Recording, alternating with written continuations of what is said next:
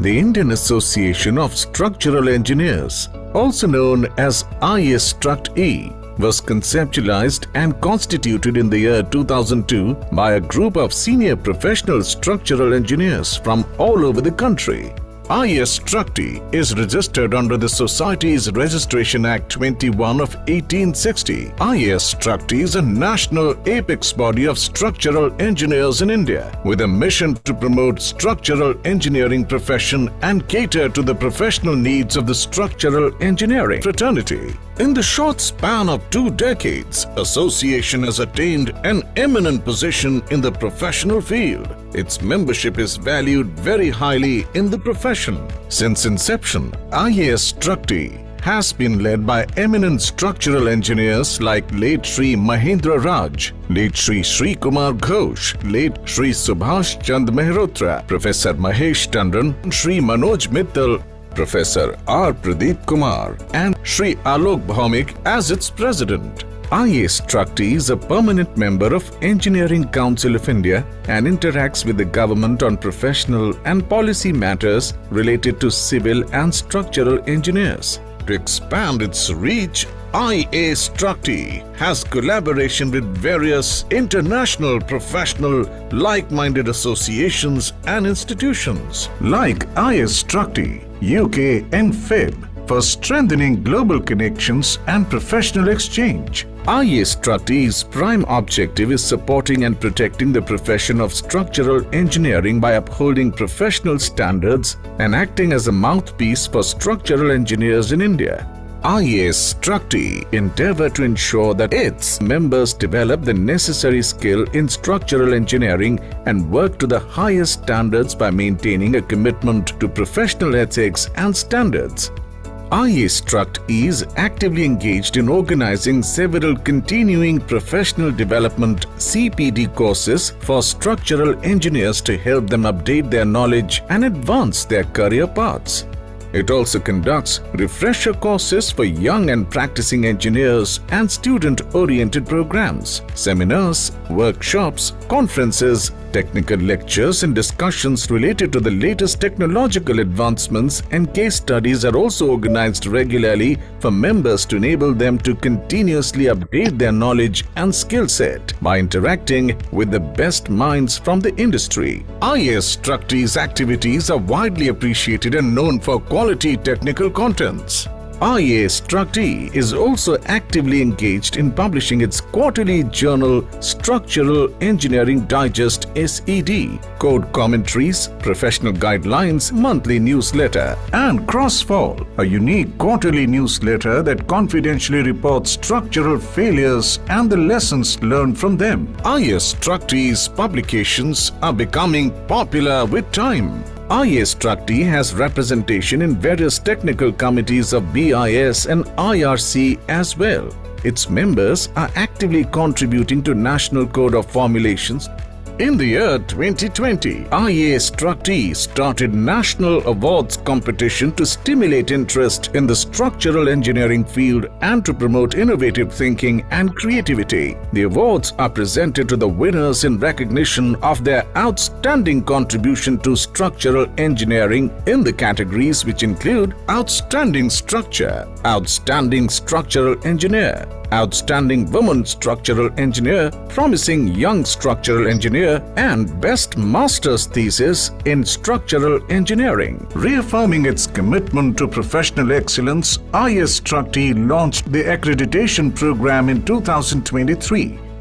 This flagship initiative empowers practicing engineers to evaluate their competencies, identify growth opportunities, and strengthen the foundation for sustained professional success. IS-Struct-E is currently operating from 4 regional centers, namely Eastern, Western, Northern, and Southern, having its headquarters in Delhi to inculcate the professional culture and provide hand-holding to the budding engineers. Joining IS-Struct-E offers exclusive resources, mentorship, and networking with industry leaders. Members enjoy discounted registration for workshops, seminars, and events, along with discounted membership of FIB, opportunities for certification, career guidance, leadership roles, and enhanced professional recognition. IE Struct E has its student chapters in several leading engineering institutions as well. Membership of IE Struct E is open to all civil and structural engineers engaged in structural engineering profession. Members are elected based on their qualifications and experience in different grades as per eligibility requirements prescribed in the bylaws. Each application is carefully scrutinized before electing the members. More information about IA Struct E is available on its website www.iastructe.co.in.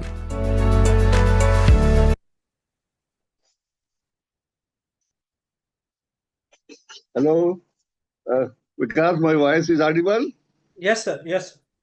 Dear friends, welcome to the webinar. Today's topic is strengthening and retrofitting of structures, post-installed solutions. The speaker is Madam Agamoni Das.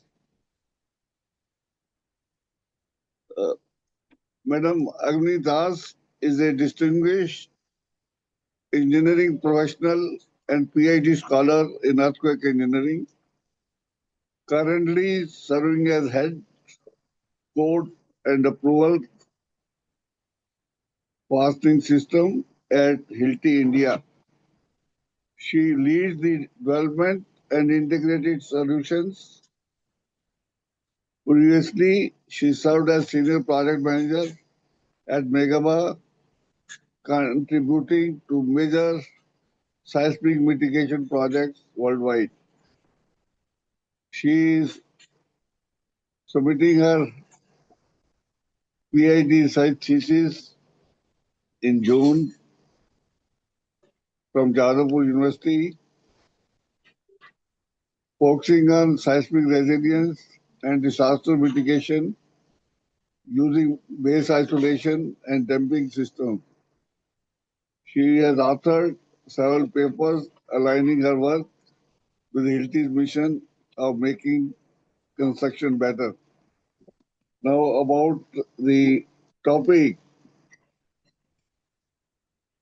For extension of the service life of existing building structures, it has become essential to balance growth with sustainability. This often requires strengthening structures affected by aging, change in functional needs, safety requirements, or design and construction deficiencies. Structural retrofit would improve performance, would reduce downtime, conserve materials, and would ensure public safety using global or local strengthening. Madam Das shall explain the strengthening techniques that would include concrete jacketing with post-installed rebars, steel jacketing using post-installed anchors, and shear strengthening system enjoying post-installed anchors without base plates. She will also explain the codal provision for design, testing, and installation, and also she will explain some case studies demonstrating the application of the technology in the existing structure. Now to Madam Agamoni Das. Thank you, Please. sir. Good afternoon, everyone. First of all, I would like to thank entire Structure Organizing Committee and special thanks to Dr. S.K. Dhawan, sir, for giving me this opportunity to talk about this topic, strengthening and retrofitting of existing structures using post-install solutions. I'm sharing my screen.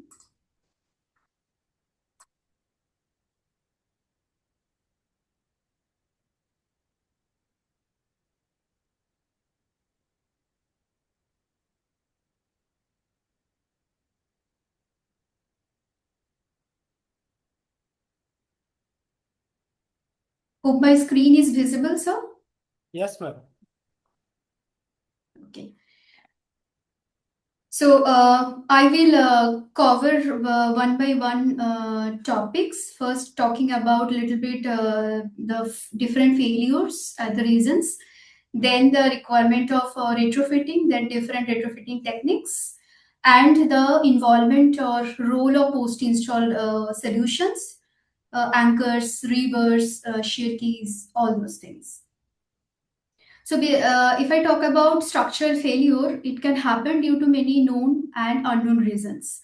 So, if we see that the structural failure is due to some natural hazard, which is really not controllable. If we take the example of Bhuj earthquake, for which we celebrated, not celebrated, but we remembered that this year it was actually 25 years of anniversary of Bhuj earthquake. And talking about some important reasons which was there behind the structural collapse during that earthquake, is one is pancake collapse, which we call a soft story failure. So it happens when the basement level, the story is actually the sway in the story is really high in comparison to other, and then the one by one the story falls apart as dry sticks. There can be another reason, which is torsional irregularity. If there is irregularity in plan or elevation of a particular building structure, then actually there is a distance between center of mass and center of rigidity, and during earthquake it can lead to the failure. And then the short column effect. So short column means the length of the column is short, and then it is more stiffer. So in that case, it will attract more force during earthquake, and it can lead to failure. And a major cause is also soil liquefaction, which is seen in many cities in India. And then the problem is that the structure can be earthquake resilient, can be designed, but I mean the superstructure, but if foundation or the soil is not strong enough and it loses its strength and stiffness, then foundation failure will happen, and finally it will lead to the collapse of the entire structure. So structural failure can be controlled in some way, but if there is a natural hazard, then it is really not controllable. So the idea is to be prepared for the post failure response, and also rightly adopting the effective retrofitting and strengthening strategies to enhance the safety, durability, and resilience for the built environment. So if you talk about 3R, this term is very popular, which is repair, rehabilitation, and retrofitting. So repair is basically restoring a structure to its original condition by fixing some localized defects or deterioration, something like some local cracks or all those things, without enhancing its design capacity. Rehabilitation is restoring the structural performance back to make it serviceable condition where damage deterioration has already reduced the functionality condition. Retrofitting is a little bit one level off from all these two R's, repair and rehabilitation. It is basically modifying or upgrading an existing structure to increase the resistance so that it can sustain the hazards. And also ideally it is needed to make the higher performance, to achieve the higher performance what is now in the existing structure. So it is also often involves structure strengthening or upgradations. So why do structures require repair, rehabilitation, or retrofitting? There can be many reasons. One can be change in usage. Suppose some building which is actually there, which is used for residential purpose, and in future it is going to be used for commercial purpose, suppose hotel buildings or other commercial reasons, then there will be load increment or new loads. So for that reason structure needs to go for retrofitting. There can be construction or design defects. In some cases we see that whatever there in the design document or design or the drawing, detailed drawing, in construction, at construction site or job site, it is not properly maintained. So in that situation it will also lead to some design deficiency of the or capacity deficiency of the existing structure. Codal changes. So recently there are a lot of discussions around the seismic IS 1893 standard revision. So like this, there are, I mean, every year there are some changes in existing Indian standards. So it can also lead to enhance the capacity of the existing structure. There can be hazards, as I already mentioned, seismic, fire, blast. So to manage the risks, also it needs to go for retrofitting. There can be inspection and maintenance lack of the structures at regular interval, which is very popular. From my experience, I can say for road bridges, for highways, it is very common that there is a very limited or irregular interval of maintenance or inspection of existing structures, also with safety components. Then configuration of a structure, if it is irregular and there is a massive irregularity, then of course there will be an impact. And lack of detailing, without proper detailing, then also the structure can be deficit to sustain the required loading. Then damage and deterioration, if the structure is already experiencing some damage or deterioration, and which is actually is not possible to cover by repair, then you can have to go for retrofitting. So these are some common actions which leads to defect, damage, deterioration of the existing structure. Can be overloading. So for many bridges, it is very common. Suppose the surveys data which was there for a particular number of traffic, if it increases, there can be overloading of the structure. There can be an earthquake hazard, which I already mentioned. There can be shrinkage cracks also. Opening in beams. You can see in the picture there is already opening in beam for some utility fixing. So in those situations are also very vulnerable. Honeycombing in concrete, very common.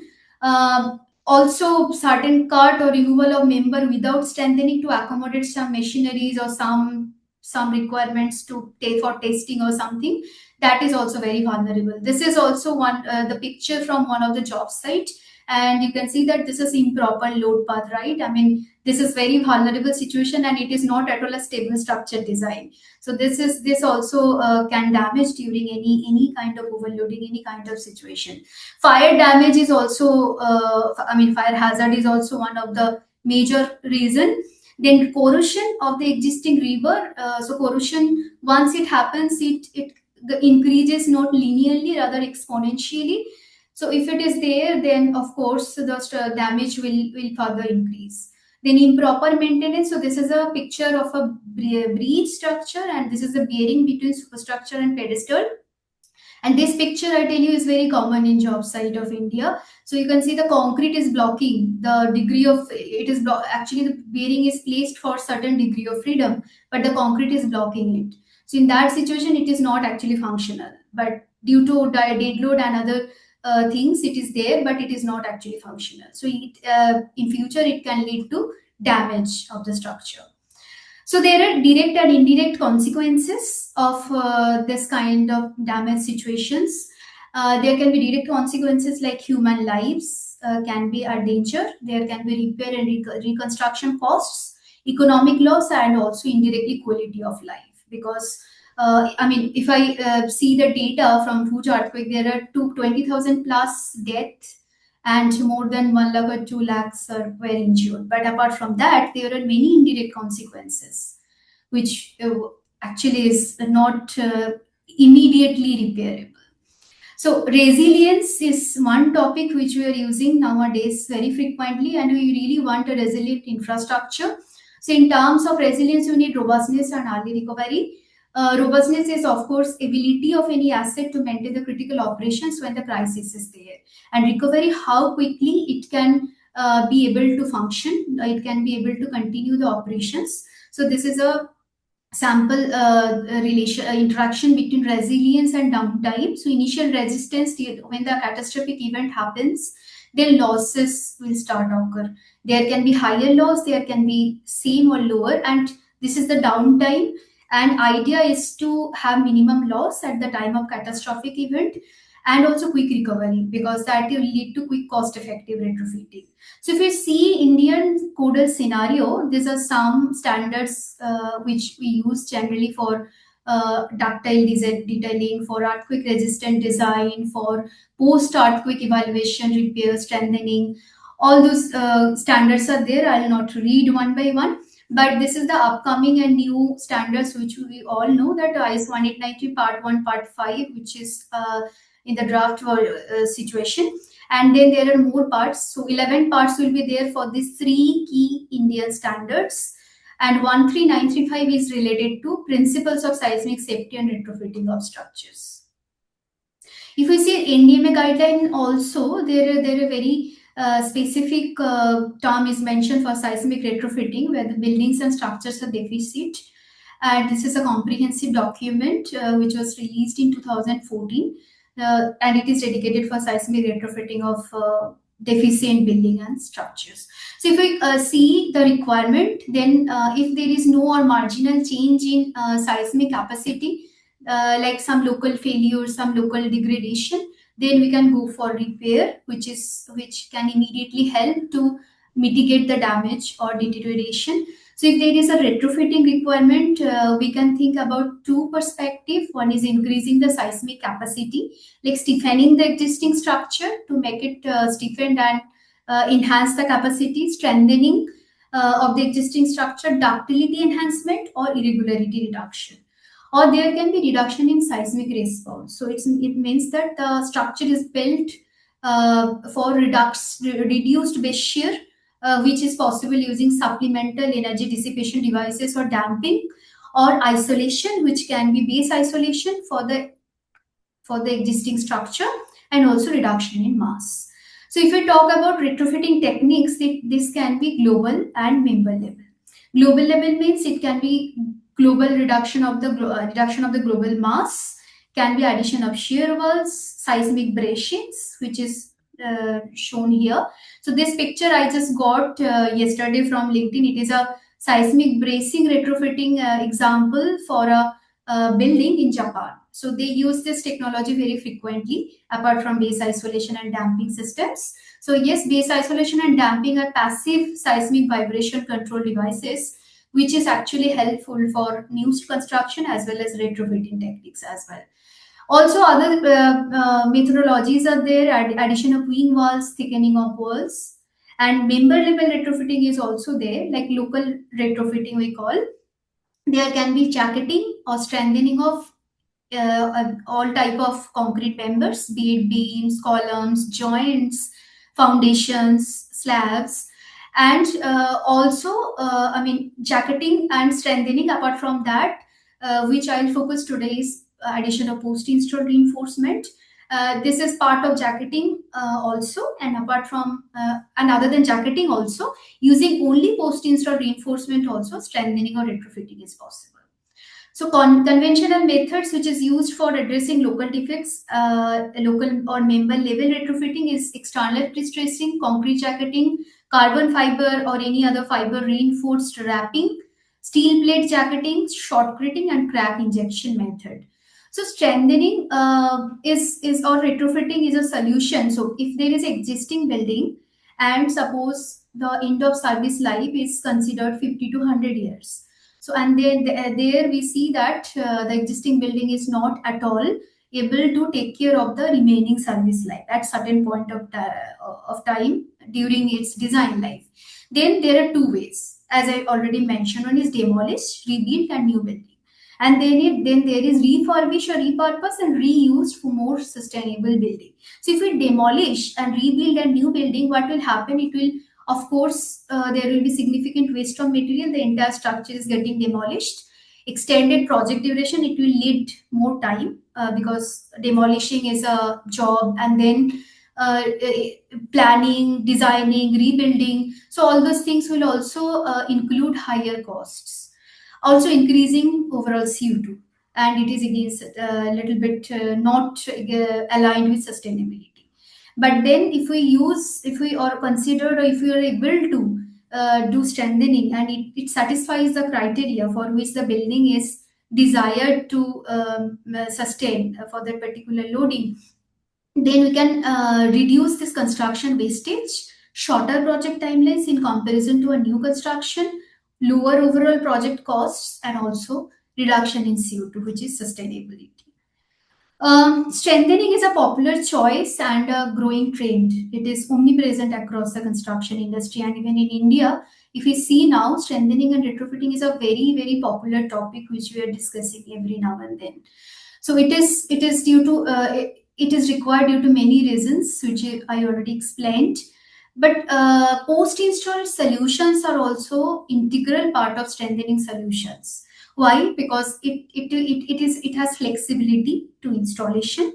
It will lead to minimum disruption, time saving, cost effective, and finally sustainability. So if it is old building with cracking, new building with change of usage, old bridges which needs to remain operational in future, then also strengthening is needed. And new bridge with demand in more traffic. So all those cases can be catered through this strengthening solution with post-install systems. So if we talk about the involvement of post-install connections in popular strengthening technologies, one is of course concrete jacketing and steel jacketing.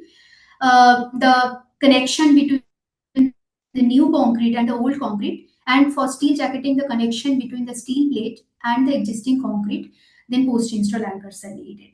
If it is concrete overlay, which is very common in breach deck structures, it can be even for buildings for many for different type of members, as I have already shown here. For column, beams, slabs is a very popular application.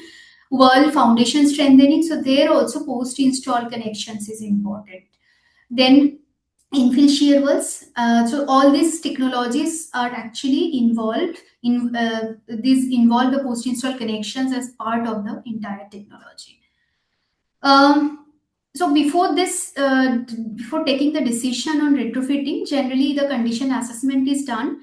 So I'll just talk about this in brief. So first analysis is done, then critical visual inspection is done. Visiting the site or depending on the documentation, drawings, whichever is available for that particular project. So this is actually started along with visual inspection, then non-destructive testing can be there. And if it is needed, partial destructive testing and to some extent laboratory testing, and then finally structural analysis. So these are some popular non-destructive testing. We know it, like rebound hammer, ultrasonic pulse, velocity, half cell potentiometer. So this NDT testing is needed when we want to uncover the hidden structural defects without damaging the existing structure.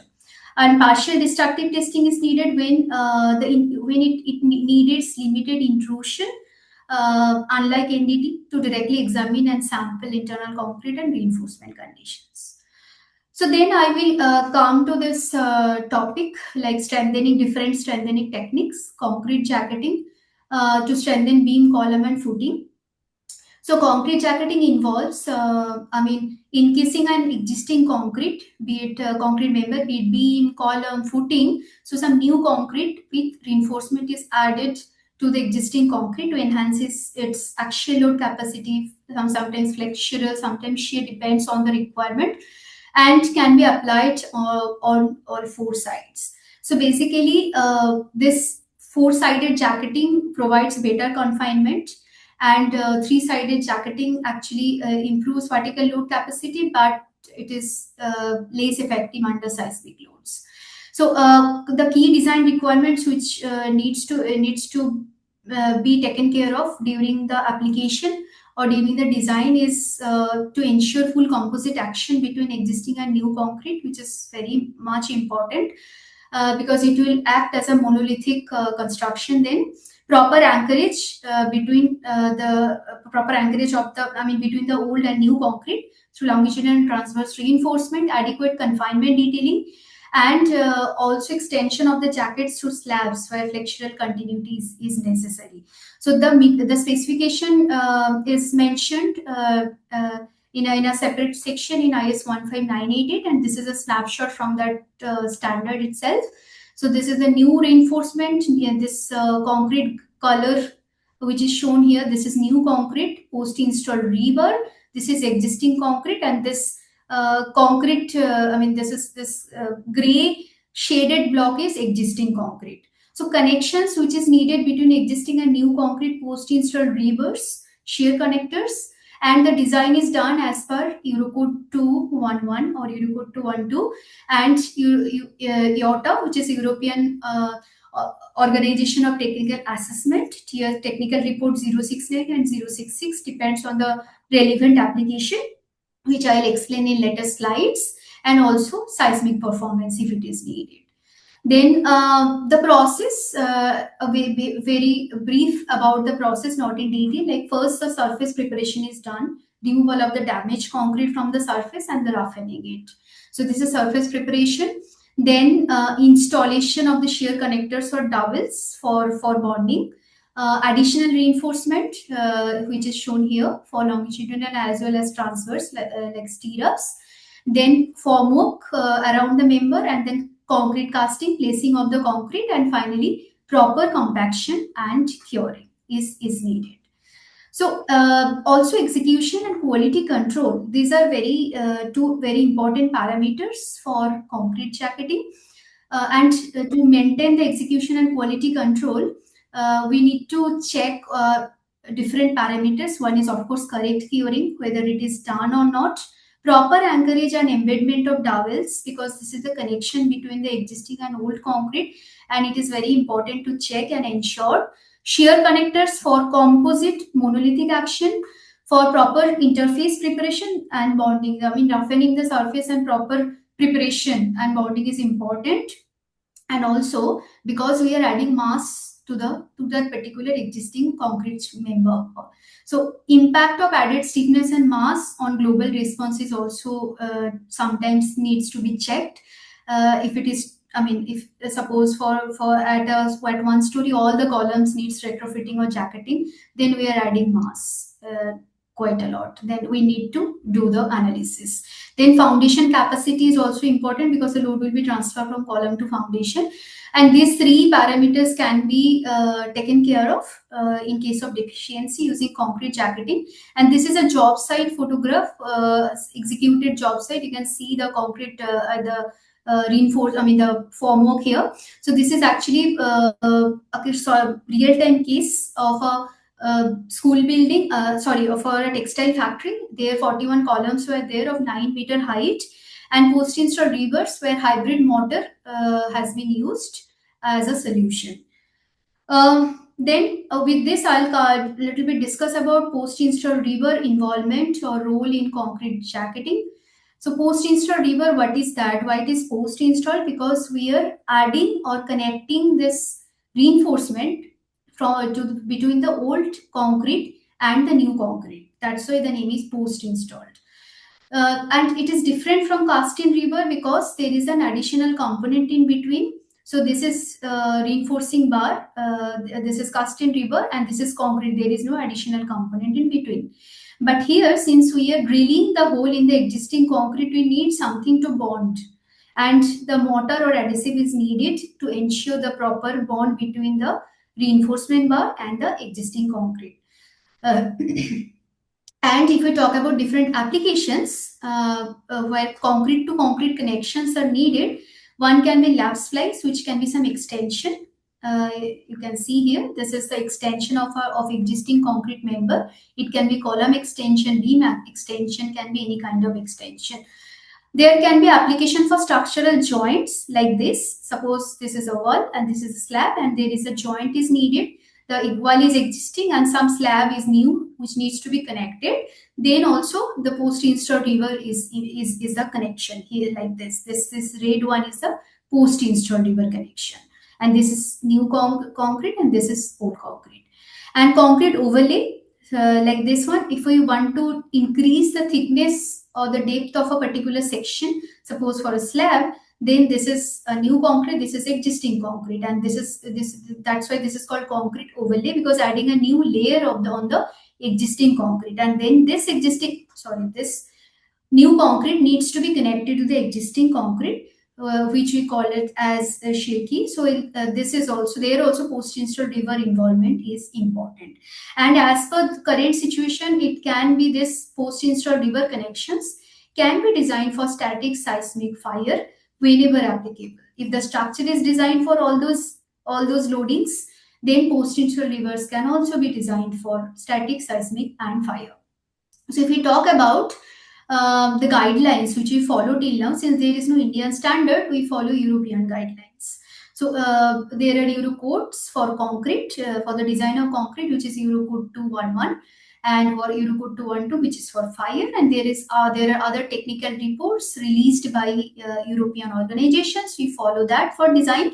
Product qualifications, European assessment documents are there, which is released by European organizations. So there certain testing and assessment and qualification requirements are mentioned, and performance reports are generated for each and every type of post-installed rebar or motor. That is that we call European technical assessment. That's the performance evaluation report. So this is a summary of the regulatory framework of post-install rebar, which is part of these applications. Be it lap splices like extensions in rigid connections in anchorages or concrete overlay. So there are static, seismic, and fire. These three loadings can be taken care of using post-install rebar. And working life also 50, 100, even 120 years is also now is there. So but actually for fire, this is for rigid joints for in anchorages we use European organization of technical assessment. They really released one technical report year 069. This is being followed. And for lap splice connection, Eurocode 212, which is for the fire design of concrete structures, that is followed. So basically, static, fire, seismic, and design service life or sustained load. These are four key performance attributes for post-install rebar. So whenever there is a requirement of post-install rebar connections to retrofit or to strengthen an existing concrete structure, and the structure is designed for static, for fire, for seismic, even for 100 years or 120 years design life, then we can also design the post-install rebar for these four parameters as and when needed. So fire resistance is a very critical requirement, I'll say, for post-install rebar. Of course, static and seismic, those are very much important. But for rebar, since there is an adhesive or a mortar is involved in between the rebar, steel rebar, and the existing concrete or new concrete, then it is important to assess the behavior of the mortar for a particular fire. And fire hazard can happen any day, like earthquake. So fire risk also can be defined as fire hazard multiplied by fire exposure and also vulnerability. So fire hazard sometimes cannot be controlled. It can be due to electrical situations, can be chemical, can be carelessness, also can be an accidental situation. I mean, most of the cases it is accidental only. So this cannot be controlled, right? But we can mitigate the vulnerability. So the idea of a particular design of a particular structure for fire is a function during relevant fire exposure, so that all actions and influences are which are actually likely to occur during the execution and use, it can sustain. Also, it should fulfill load bearing function, and also any premature collapse of the structure can be avoided during fire. All mechanical resistance, serviceability, durability should be adequate, and finally, for the intended use, it should remain fit. So for structures, these are the basic parameters for fire design or fire resistance. So if we see the two codes which are used for post-install rebar connection as well, Eurocode 212 and also the design of steel structure, which is Eurocode 312. So they dedicatedly mention the importance of fire design of structure, and they call it, if also there is no I mean, for any unusual forms of construction, if it is not explicitly covered in any code, then expert consideration should be prescribed, because fire safety is one of the two essential requirements for buildings and civil engineering practices. So that's why Eurocode's emphasis on this fire design very much for structures which are constructed using traditional methods or new design, new methods. All of the cases it is important. So if I see the newly launched National Building Construction Standards, which is NBCS 2026, there are also Section 5, which is dedicated for structural concrete, and Section 6, which is for steel and composite construction. They also explicitly talks about the provision of fire design. So here are some snapshots where it is mentioned, it talks about the definition of fire loading, fire resistance, also in terms of three parameters, which is there in Eurocode as well. One is stability, which we mention as R. So this is the duration, like if I say R30, which means the ability of that particular element should be there to withstand the fire duration of 30 minutes. If it is R120, then 120 minutes. For that particular duration, the structure or the load bearing element needs to sustain, needs to be able to sustain that particular fire. Integrity, it is basically resistance to penetration of flames and hot gases. Insulation, it is again the resistance to temperature rise. So it is basically insulating. So these three parameters are also dedicatedly defined in NBCS, and also detailed are mentioned for applicability of fire design provisions in terms of height, floor area, so that the designers can follow that, and they can take the necessary precautions to minimize the danger to life and property from fire. Also, the integrated design with architecture and mechanical and electrical systems are also mentioned. So this fire topic is very much encouraged in new national building construction standards.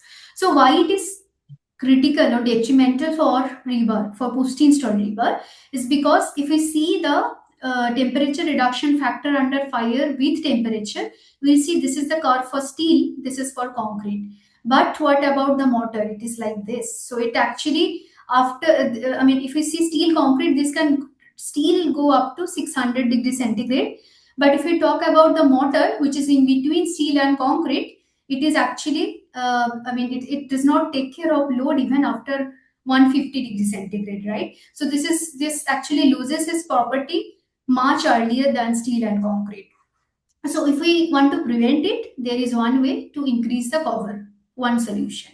But if this is an example, this is a curve which is actually is mentioning the interaction, the nature for a particular height of 200 millimeter, and where the fire exposure duration is from 60 to 240 minutes, like 4 hours. 1 hour to 4 hours. So here we can see that for cast in river, if 30 millimeter is the cover requirement, then for post-install rebar, it is actually 90 millimeter. Why? Because if I see this temperature 500 degree for steel and concrete, it is actually 30 millimeter. This is the cover. And for mortar, since this is 150 degree or 120 degree, it is requiring 90 millimeter of cover, which is actually very high. In some cases, this much cover is not even feasible outside because of the geometrical limitation. Because we are extending the existing concrete. We are adding using the post-install rebar for some joints which is already existing. So there is not much scope to utilize or get this much concrete cover. There is another possibility is to increase the embedment depth, like in this way.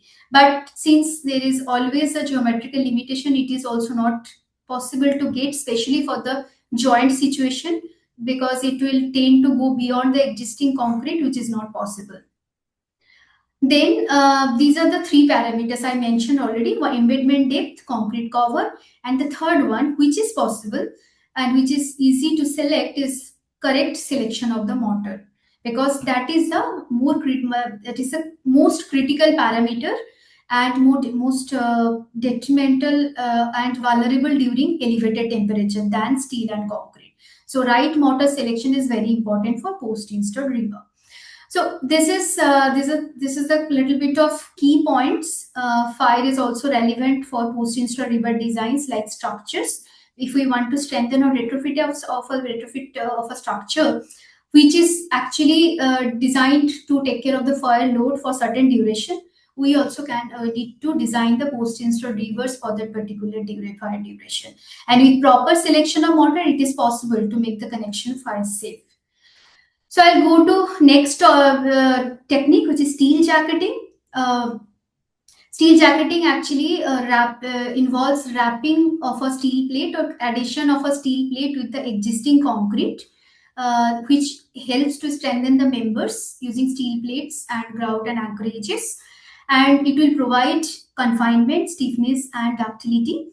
Of course, it can improve performance under seismic and extreme loads if in case the retrofitting is required for that. And design consideration, which is important to remember, that to ensure proper anchorage for force transfer.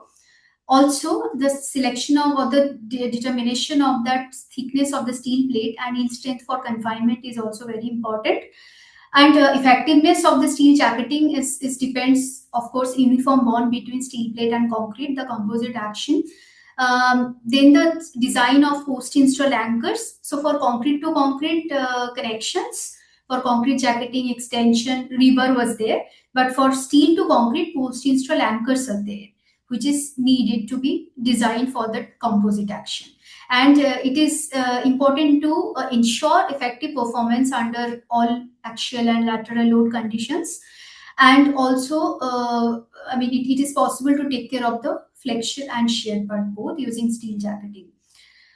This is a brief about the process. Like concrete jacketing, surface preparation is done. Then steel plates are placed. This is actually steel plate. And then anchors are installed. And finally, full contact and continuity is ensured between the steel plate and the concrete. And alignment, bonding, all those things are ensured. So for execution and control, quality control, to ensure that proper design and installation of anchors are very much important. I'll mention in detail in next slides. Failure of the anchorages, which actually ultimately will lead to compromise on load transfer between the existing concrete to the steel. So this study of anchorage failures are also very important. Proper bonding is important. Proper workmanship, how we are installing the anchors. We are not drilling too much in the existing concrete, so that is also important to to place the right position of drilling first, and then so that it does not hit the existing reinforcement.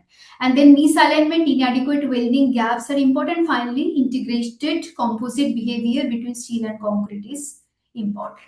So this is a case study of column strengthening. You can see here with steel plate jacketing. So their post-install chemical anchors are were used. It's not mechanical, it's chemical anchor, where there is a steel threaded rod and some hybrid motor. In combination with these two, the post-install connections were developed. So it was there for a commercial building. So post-install anchors, what is that? So why it is post-install? Similar to rebar, it is also installed in the existing concrete. That's why the name is post-install, because it is installed in the hardened concrete. And this is the new existing concrete. These are the anchors. This is new steel profile, or this is base plate. This can be even used for structural, non-structural connections. So post-install anchors, there are a lot of advantages because it's flexible. It can install as per the requirement. For any unplanned situation like retrofitting, like this kind of steel jacketing, it is a most viable solution. Then ease of installation. Using correct installation process and right tools, it is possible to install very efficiently. Performance and reliability is all ensured by code compliant designs and qualification. And then safety. Finally, safety can be ensured for that particular application. So these are some examples of connections. It can be even for non-structural connections, for structural connections. And the important the thing is to remember these three steps: understanding the application first, then design, then installation. So understanding the application means loading, for which loading it is the anchors are needed or the connections are needed, tension, shear, or moment. Then member interface, steel to concrete. For anchors it is steel to concrete only, or steel to masonry. Then surrounding environment, because it involves some steel anchors, so that's why the environment is also important to decide the corrosion protection situation, whether it is indoor, whether it is outdoor, or marine environment. Loading type, so for if the structure is there in high seismic zone, or it is needed to be designed for fatigue, it is needed to be designed for fire, then apart from static, all those loading cases also should be catered through post-install anchors. And design life and durability is also important. If it is a breech structure, then many cases it is designed for 100 years, even more than that. So in this situation, the anchors are also needed to be designed for that much design life. So, and also after getting all that inputs, design can be done using standards which is available in India, and also as per international standards. And then correct or right or tested solutions are important to use, and correct installation tools are important to ensure the right installation.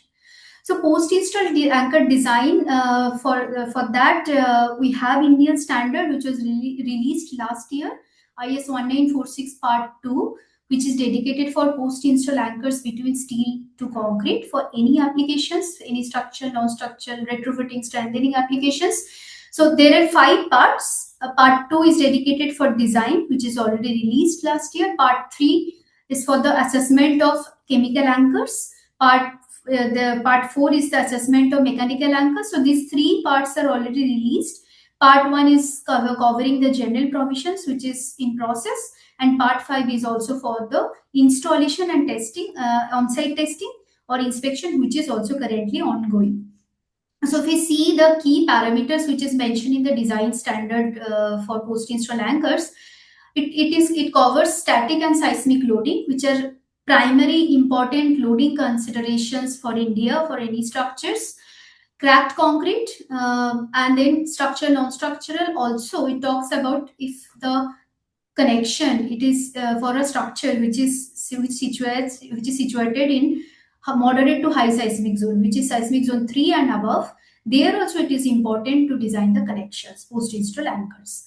So, and for seismic, the anchor should be properly tested and assessed, and finally after assessment the right anchor selection is done. So this is the design, this is the regulatory framework, these 3 pillars: design, qualification, and technical data. So all of that for static and seismic loading, we have different IS standards, which I already mentioned. And finally, the technical data, the performance report is released in the form of ETS. So this is also an important thing to have for a particular anchor. So also with this, I would also like to discuss this important parameter which needs to be considered during the post-install anchor design, which is crack. Because we are talking about existing structure. If we want to go for steel jacketing or for any kind of retrofitting application where post-install anchors or rivers are involved, especially for anchors, crack is very important. Why? Because this is the figure for uncracked concrete, and you can see the anchor is there. So the radial stress which is generated just around the anchor, for crack situation it gets bisected, and it results in hoop stresses because there is a hole for the anchor, and the tendency is to have stress concentration around the hole, around the anchor position. And for this situation, there can be the chance of crack propagation. And there is a testing also conducted in Stuttgart University many years before. And the concrete was previously fully uncracked, and after exceeding the loading, then it was seen that all the anchors were intersected by cracks. You can see here the snapshot for that particular paper. These cracks are actually around the anchor. These small circles are anchors, because this at the anchor location the hole is drilled in the existing concrete, and the cracks will always have a tendency to go into that path to go through that vulnerable area. So all the crack concentration will be around the anchors. So in that way, why it is important for anchor? Because if it is uncracked, the performance which is there for the particular anchor, for cracked situation, it is drastically reduced. You can see this is an example for a particular anchor. This is actually is shown for from 8 millimeter diameter to 20 millimeter diameter, and you can see 37% reduction of the resistance or the performance of the anchor in case of cracked concrete. This red one is cracked, and this concrete color or the gray one is for uncracked situation. So for serviceability situation, IS 1946 Part 2 mentions that 0.3 millimeter crack width is important to consider, and the anchors which are installed in the existing concrete is important to be assessed for that particular crack width. If we talk about seismic, then it is even more vulnerable. For static, so it can be uniform cracks. For live loading, there can be little bit non-uniform crack, because if we to talk about as an example breech structure and some anchor connection is there. So live load is passing. When live load is on the application of the connection, then crack is opening, and then when it is passing, then crack is again closing. But it is not that much frequent like seismic. If we talk about seismic, during that particular seismic event, because of the cyclic loading, it can the crack closing and crack opening is very frequent, and which after certain time it will lead to very large crack width. So the IS 1946 part 2 mentions in the related clause, which is dedicated for seismic design of post install anchors, that crack width of 0.5 to 0.8 millimeter should be considered in seismic, and anchors should be assessed for that particular cracking, because from 0.3 to 0.8 the anchor performance will again decrease, and proper assessment is needed before using it in design. And then a little bit remembering the points which was there in IS 1946 regarding post install anchor seismic design, a crack width 0.8 millimeter, and it directly relates to IS 1893, and it talks about that for all moderate to high seismicity levels, which is defined in IS 1893, the post install anchors are also important to design and assess for seismic conditions, even for non-structural connections. So this is a primary structure, and if we little bit zoom it, this is the connection, right? And suppose there is a earthquake ground acceleration is there, then at the crack zone there is also a chance of plastic deformation, and plastic deformation means the crack width is greater than 0.8 millimeter. So in that situation, generally post install anchors are not recommended. But this plastic situations can generate during cyclic loading or during earthquake acceleration. Ground acceleration during earthquake. So the transfer of seismic actions to anchor which is connecting actually structural elements or non-structural element is very important, and because the anchor will experience frequent cyclic loading. And in that case, proper bonding or proper interlocking in the concrete itself, it is very important because the cracks is getting wider. Now I will come to this almost the last solution or the last topic for today, that is strengthening with heat shear, which does not involve any base plate, only post installed post installed reinforcement without any base plate, that is to strengthen the concrete member against shear and punching shear. So basically, this shear failure can happen if the beam or the column connection or the beam is particularly deficient in shear. Punching shear failure happens between the slab column connection and also can be there for between the column and foundation. So why? Because there is a local stress concentration generated if it is not properly taken care of, and then in this way there can be failure of the punching shear. So the conventional methods or the common methods which is getting used in the industry is now concrete jacketing, like additional or increasing the existing section to meet the shear demand. But it will increase the overall dead load of that particular structure, right? Because of the additional material on the structure. Steel jacketing also can be used, like this U-shaped steel plates can be used as a additional confinement or as additional jacketing. Carbon fiber wrappings also can be used, but for carbon fiber wrapping there is certain limitation. The proper bonding between the fiber and the concrete surface is very important. Debonding will lead to inadequate anchorage and non-uniform force transfer, finally again going back to the original condition of the particular structure. So this solution, which is called heat shear, is basically includes some mortar and some threaded rod. So basically strengthening that particular or reinforcing the particular existing concrete so that it can take care of more shear and more punching shear. So if we talk about a beam support on column, then what can be done to increase the shear resistance of that particular concrete member? We can concrete strength, but that is not possible for existing structure. Section width, like this BW is the section width, and depth of the particular beam. The particular section geometrical dimensions can be increased. Also, length of the support, it depends on that, because the load distribution will happen accordingly depending on the span length. Also increasing the reinforcement, also not only longitudinal but also shear reinforcement. Using this technology, like amount of shear reinforcement, this heat shear actually works on that principle. So this is there is a strut and tie model formation in the concrete, right? So there, if the theta is earlier, the strut angle which is earlier 45 degree with the existing stirrups, if we add more stirrups there, then the strut angle can be reduced, and it is allowed as per Eurocode is up to 18.4 degree, which includes more number of shear reinforcement. Accordingly, the distribution of the shear force will be reduced per reinforcement. In that way, it is helping to strengthen that particular structural member. So if we talk about punching shear, it's a basically local stress concentration from the column head. If you take an example between column and slab, then column head to the particular slab. So it's a localized shear stress that develops around the perimeter. So it can lead to some failure if the concrete members is not sufficiently designed for that particular localized shear stress which generated due to punching shear. Then the failure surface can be in the form of truncated cone or pyramid. And this is basically reflects the shear stress distribution around the perimeter and the path which the crack propagation followed.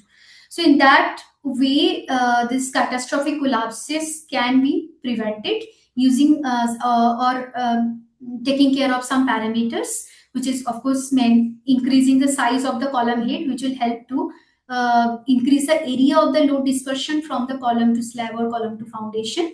Section thickness of the slab, increasing the depth of the slab and concrete cover, flexural reinforcement, additional shear reinforcement or span between columns. So this is a schematic view of the punching shear stress development between the inner column to slab, each column to slab, and also column to foundation.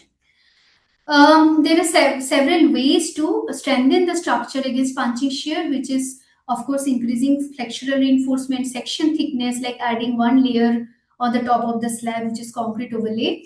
Also adding increasing the column size with concrete jacketing, with steel plate jacketing, with adding a column head in the form of some steel sections, post install column head which is attached to the slab or to the existing column. In that way also the load dispersion area can be increased. Apart from that, which I wanted to mention, is addition of punching shear reinforcement in this form also can help to strengthen that particular area. Like this reinforcement are placed in perimetrical way till which line or till which area the crack propagation can happen. Calculating that, the reinforcement can be designed, and the position of the center to center distance can be decided. So the way is to determine the punching shear stress, then checking the punching shear reinforcement is required or not, and finally checking the reinforcement which is there in the reinforced zone is sufficient to determine the resistance or not, and finally resistance of the concrete strut is getting calculated. So these are the some examples of loaded face, circular column, rectangular column. This can be L-shaped column. And from this column face, the length of control section till which the stress will the localized shear stress will travel, it is 2 times of the depth of the slab. So in that, because it will happen, this dimension is from the slab itself. So if it is suppose it is W, then the dimension will be W plus 2D, W plus 2D, and hit this side also. So this control section also needs to be considered. So actually, for this particular technology, heat shear, the design software is available, which is Process Engineering. Also, the solution, which is post-install shear reinforcement, is a chemical mortar with threaded steel rod. This is also available and backed by codal design and assessment. Also, installation tools are available. So if we talk about the design qualification and performance, it's followed by European guideline till date. So it can take care of static and fatigue loading conditions. Qualification criteria, it is having the approval from DIBT, German approval. Design method followed the concrete design of concrete structure, which is there Eurocode 211 and Eurocode 22 for bridge structures, and this is for building. And then seismic, then also seismic and fire is not there till now, but for static and fatigue it is there. So overall, for all this post install reinforcement where the strengthening, whichever is going to be done for shear or for punching shear, first it is checked that whether the design shear stress is less than the uh, capacity of the concrete for that particular with that particular shear reinforcement is there or not. If it is there, then strengthening not required. So if it is, if the design shear stress is less than the concrete reinforcement capacity of the reinforcement which is already there in the concrete, if it is not, if it is less than this particular shear stress with some factors, which is KD is a coefficient between mean depth and diameter, and Kmax is also an empirical factor. So then strengthening is possible. But if the design shear stress exceeds this, then it means the concrete is vulnerable and strengthening is not at all possible.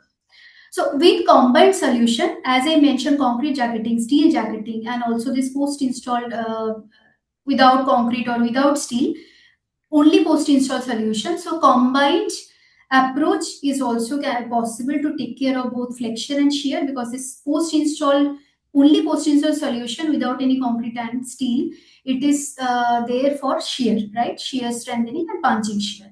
So if there is a demand for flexion and shear to take care of both, then combined approach is possible like this. This is an example. So this is concrete overlay, which takes care of, which actually increases the depth, which takes care of the flexural part, and this post-install shear reinforcements are there to take care of the shear part. So in that way, the design can be done for the combined system as well.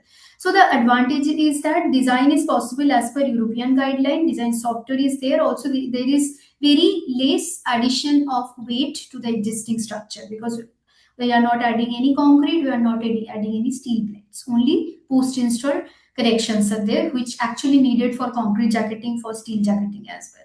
For ease of installation, this is also, installation is very efficient, because like post-install anchors or rivers, it is installed using right installation technology methods and tools.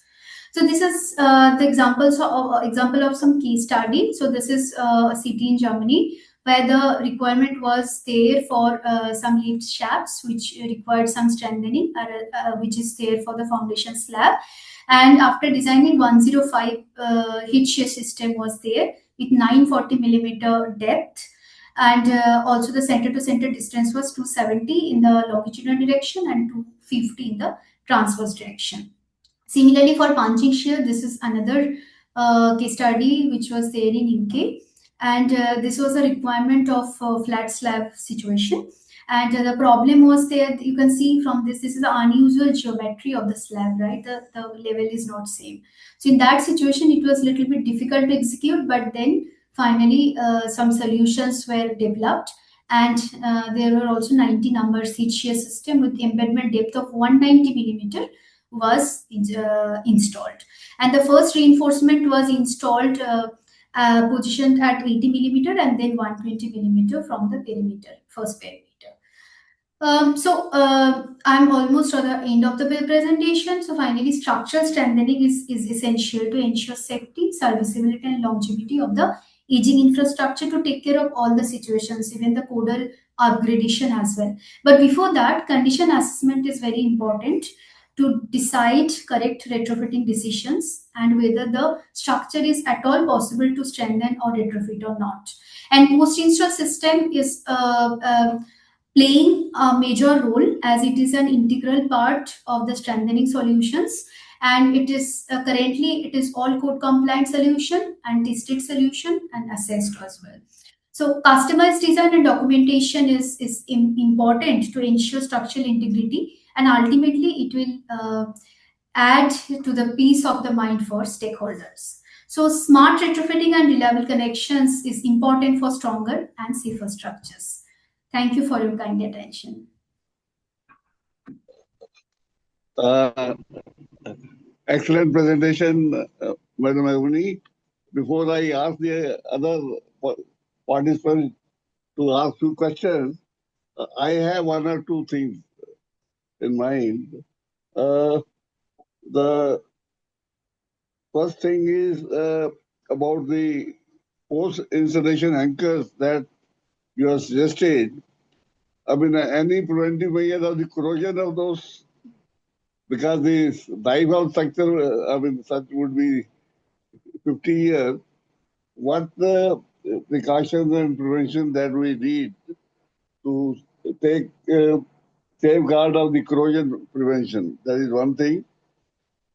Second, how to we shall work out the life of the structure after your retrofit. Then you talked of the resiliency part. What are the extra parameters that we need to put I mean, global warming or climate change thing to see that structures remain durable for, say, 100 years? So these are the few things that I would like to take your opinion, please. Um, okay, thank you, sir. Actually, if I remember correctly, the first question was for corrosion, right? So Right, corrosion, yeah. So for corrosion, if it is in indoor situation, then some corrosion protection system are maintained. If it is marine or in very corrosive environment, then there is also a solution for post-install anchors or stainless steel. That is also an option. Even high corrosion resistant steel, which we call HCR, that is also there for some post install anchors. So it depends on the environment where we are using that particular post install anchor, and accordingly the solution is provided. But also, yeah, hot dip galvanized is also one of the solution, for example, if we don't use stainless steel. And what was the second question, sir? Can you repeat? Sorry. second thing is, what are the key performance of the installation? I mean, what are the we are getting after this retrofit? Key performance, just to see. After retrofitting. Right, So, I mean, after retrofitting, of course, we can get the advantage of enhancement in the capacity. Like suppose some concrete member is deficit in flexure, and addition of I mean using the jacketing method for post install anchors or levers are there, or I mean, using the concrete overlay process, where we are getting like we're increasing the dimension or the sectional geometrical areas, right? So in that situation, we are getting more area, and accordingly, we can enhance the capacity. So this is one, and which I remember that you also talked about the design life, right? So for the right, design life of the particular structure, suppose some structure is needed to be designed for 100 years, okay, right, and after 50 years, it is seen that the structure is not able to take care of the remaining life. And then, I mean, there is also a remaining life calculation equation, which is there in, I mean, so Indian standards. It is there that you can calculate how much life it can take care of further, but it depends on the condition of the existing structure. In that situation, post-install anchors can also be designed for 100 years, because not designed, even assessed for 100 years. And there for reverse, I can tell you, for particularly reverse, there is chemical involved, right? So for 100 years, it is important to take care of the sustained loading situation. That is very important, so that there is no creep effect. So these are some parameters which is taken care of when the assessment is done for river, whether it is used for 50 years or 100 years or 120 years. So the assessment criteria are defined in that way. So that is the precaution we take for the for maintaining the design life of post install connections like structures. And what was the third one, sir? I talked about the fatigue. I mean, the cyclic loading. How will you take care of the fatigue? Hmm. Fatigue, uh, fatigue loading. Hmm. So, post-installed anchors, which are already, I mean, there are also, I tell you, not all the post-installed anchors which is available are assessed for fatigue. So for fatigue, actually, there is a design guideline is also available. In European guideline is there, which is tier 061, technical report 061, and accordingly, some methods are defined. So it can be comprehensive, it can be complete method, which actually takes care of each step, like 1,000 cycles, 1 million cycle, 2 million cycle, and it actually analyzes the endurance technology, okay, and the SN curve, which actually important for fatigue. So it analyzes each and everything, and testing is done to check that SN curve and the resistance. And for simplified method, which actually for the infinite number of load cycles, it can be greater than 2 million load cycles. For machine vibration, for industrial connections, it is needed sometimes. So in that situation, they follow infinite number of cycles, and for that particular cycle, there is also simplified method for design is available. And what is there? The performance or the resistance, which is there for static loading, for example, 100 kilonewton, for fatigue because of the frequent load reversals, it gets decreased. And in the design, after assessment, that particular reduced resistance needs to be considered. So for each and every connection where fatigue is there, it is always important to have proper assessment. I mean, properly assessed. Vikas, any more questions? Yes, sir. There are few questions in the Q&A section. First question is asked by Dr. Pulkit Vellani. In slide 18, are there any software currently capable of capturing the revised strength stiffness of such retrofitted elements? If not in India, outside India? So for that particular strength or stiffness revised one, I think now since there is no direct Indian standard available in detail, like how to design and detail all those things. So generally, I see the industry follows the normal design softwares, but revised strength and stiffness for the retrofitted elements, especially with post-install connections, only the connection part it is there, which I already mentioned, but overall, I don't think so. Thank you, ma'am. Mr. Mohan Ramanathan asked, have you explored the role of UHPC and its potential in India, both in building resilient and long-lasting structures and for repair and rehabilitation of existing ones to extend even double the life? Okay, so talking about post-install solutions for UHPC, no, it is not explored yet. The solution is there for normal concrete RCC and steel fiber reinforced concrete inlay. So UHPC is not yet explored. Thank you, ma'am. Mr. Bhaskar Sen asks, can dynamic equipped foundation be done like screen, etc.? Can dynamic equipped foundation be done like screen, etc.? So if you can elaborate it further in the Q&A box or chat box, it will be great. Actually, I'm not able to understand this question. Next question by Mr. Piyush Agarwal. Using only dowels, can we achieve strain compatibility? Use dowels means, like if I talk about post-install solutions, then so it is the connection. But dowels means for which situation? Can you please elaborate? Like only for the concrete jacketing part or what? Like if you talk about heat shear, which I mentioned, like without any steel, without any concrete, only post-install reinforcement as additional stirrups, you call it dowels. So in that situation, yes, it is possible, because the assessment or the entire design method follows in that way: formation of the start and tie angle, reduction of the angle, and then redistributing the force on the among the additional reinforcement as well. In that way, it is done. So it is possible using only dowels. I mean, if we talk about only post install reinforcement for sure. Thank you, ma'am. Next question by Mr. Babu Sundararaman. IS 1946 2025 Part 2. Design of post-installed anchorage to concrete code of practice. When can this be used? So, sir, this is released last year in March, and it is already in practice. It is already in use. I mean, you can also, I can share the link to download. It is already being followed in the industry, sir.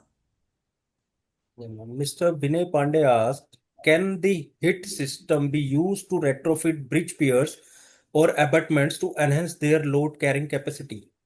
Yes, yes, it is possible, sir. So I don't remember whether they mentioned about bridge or not. Maybe I only talked about beams and columns for buildings.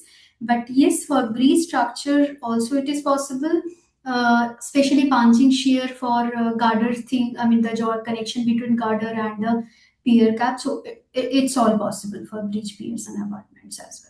Yeah. Thank you, madam. Mr. Sahan asked, is there any standard length for drilling holes of rebars in the beams and columns? Uh, if it is, I mean, if I only talk about post-install rebars, not not this heat shear technology, then yes, not standard length, but every time it depends on the design.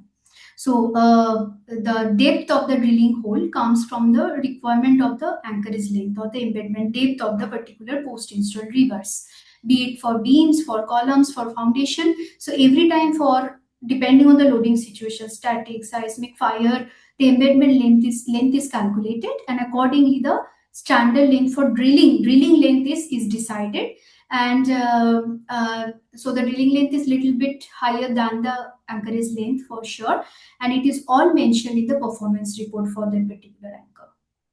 Yes, ma'am. Dr. Subramaniam Narayan sir said the critical parameter for punching shear was shown at 2D from the column face as per old EC2, but it is at D by 2 in all codes now.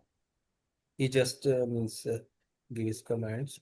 Mr. Nala Milli Harsha Vardhan asked, ma'am, in the presentation you have mentioned lifespan is about 50 to 100 years. Is it for the retrofitted structure or the existing structure? As per my knowledge, the drawback for the retrofitting technique is the lifespan. We can't determine the defined lifespan for them. So I mentioned the lifespan as 50 to 100 years is the lifespan of the structure. So the intention of mentioning that suppose a structure is designed for 100 years, and after 20 years it is seen that after careful observations, inspection, that the structure is already degraded and it is not able to take care of the remaining life. Then it is important to go for retrofitting. The slide was actually representing that. But yes, for if I mean particularly talk about post install connections, it is possible to take care of any design like till 120 years. Mr. Neeraj asked how we may ascertain for old concrete suitability with these anchors. Yes, that is a very important question actually. So it depends on the condition of the old concrete, because for any post-install connection, anchor, rebar, we have to drill hole in the existing concrete. So suppose if the concrete is very much degraded and it is like it is coming like powder or something, then of course for the degraded structure, it is not at all recommended to use or drill holes to use post-install connections. So in that way, before using post-install connections, always it needs to be ensured with the designer with what is the condition of the concrete, what is the grade of the concrete, because after certain time, certain period, because of the aging of the concrete, the grade of the concrete also gets decreased, right? So in that situation, it is important to take care of all the situation, and also it is important to see the reinforcement present in the concrete. In that way, we also need to locate the river position in an efficient way, so that we otherwise what will be there, we'll keep drilling a lot in the existing concrete, because every time it will hit river, which is not desired for existing or old concrete. So there is some scanner also nowadays available which will help to locate the rebar as well. Next question by Mr. Anjane Lu. What is the minimum grade of structural steel that we are using in the retrofitting? For steel jacketing, Bus, it he is asked only for this. post-installed steel rebar or steel anchors. It is 5.8. but 5.8 grade. But for steel plates, it's like normal mild steel. Okay, ma'am, next question by Mr. Pranath. How can we determine the present strength of structure after retrofitting? So basically, present strength of the structure after retrofitting, like if I talk about that post-install reinforcement uh, with that technology, so it is what can be done. Like suppose the structure is deficit in shear or that is shear loading, then the post-install reinforcement, the required post-install reinforcement are designed and then installed, and after that it can again be modeled and then can be rechecked of the present capacity. But I mean, after certain time of retrofitting, then again the similar test, maybe suppose the retrofitting is done today, and some after some time again the similar assessment can be done, which is done before the retrofitting, that what is the present grade of concrete and the compressive strength and the other shear capacity. Yeah, ma'am. Mr. Vinay Pandey asks, can the thickness of concrete used for retrofitting of bridge piers reduced by resorting to HIT system, HIT system? So you are, if I understand correctly, you are asking that whether breach piers is also possible to retrofit using heat shear system, right? So breach pier, yes, it is possible if some or concrete jacketing is concrete overlay or that kind of system is also can be used for breach piers to, if we need to increase the dimension of the breach pier. There also post install connections are needed. Thank you, ma'am. Mr. Priyanshu asked, how can we assume or design the numbers of dowels and depth of the dowels for the beam and column concrete? Please explain and refer codes for this, how FCK and tensile force face issue or changes. Okay, so yes, I can share the standards for calculating this, but everything actually for normal rebar for it is Eurocode 211 is there, according to which you can calculate the depth and also the diameter. For anchor IS 1946 and Eurocode 2 part 4 is there to calculate as per the design requirement, and for each year also there is the national annex of Eurocode 2 part 4 is there. So everything is actually backed by the codes which I can share, and there it is well explained. Ma'am, Dr. Dulal Guldar asked, please explain diagonal tension. Okay, so diagonal tension, like for heat shear, what is, I mean, if I talk, since I have shown the diagonal thing for heat shear system, that's why I'm mentioning here. So for diagonal thing, actually, that in the calculation itself, formation of the strata and tie. So when we calculate the shear stress or the shear strength of that particular concrete member using heat shear, or also to determine how many number of heat shear is needed, there is also one component which comes from that. So that is also taken care of there. Thank you, ma'am. This is the last question. Mr. Rais Ahmad asked, consider a column 355 into 600 M25 AST provided 2.3%. If to pass 0.4 FCK of 13920, how as per codal provisions only steel jacketing will pass in axial stress? So I think it needs to check in detail. Okay. So only with this information, it is very difficult to talk about which method is there, which method is actually recommended. Thank you, ma'am. One more question has come. This is the last question, sir. Do we need a specific or special kind of concrete when doing retrofitting? So for concrete jacketing, yes, I mean the strength of the concrete needs to be higher than the, I mean, actually ideally to be higher than the existing concrete, similar higher. But I mean, for talking about post-install connection, then there is no special kind of concrete. It can be done in the existing concrete, but only evaluation of the condition of the concrete is important for Thank you, post-install. ma'am. Yeah. Thank you, ma'am. And many members are requested for your presentation. So please share with us so that we can send to them. Yeah, I'll Yeah, share of the the presentation. recorded one is already there. Yeah. We will upload it in our YouTube channel also. Better upload the recorded one. Yeah. So, madam, excellent presentation. I will just sum up the retrofitting techniques, global and local. Global, you said reduction of mass, increase of shear walls, the seismic dampers, etc. And then local, you just enhance this time by jacketing. I would say excellent presentation. And in the end, I just close and on behalf of the institution, thank you, madam, for excellent presentation. And I am sure the persons attending will definitely get a lot of information and benefits. With this, let's conclude the session. Thank you, sir. Okay? Thank you, ma'am. Thank you, sir. Thank you, sir.